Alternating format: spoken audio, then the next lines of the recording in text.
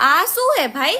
અરે બેન, આ હે ને મેં વીમો ઉતરાયો હે અને કેટલા રૂપિયાનો ખબર હે? 1 કરોડ રૂપિયાનો. 1 કરોડ. 1 કરોડ? હા, 1 કરોડનો વીમો ઉતરાયો હે.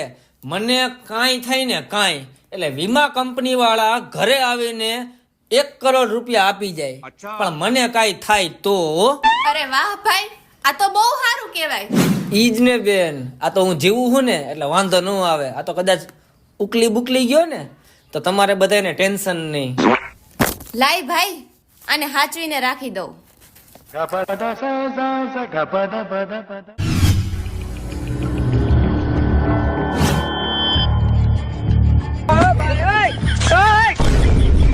મંગલ ભાવા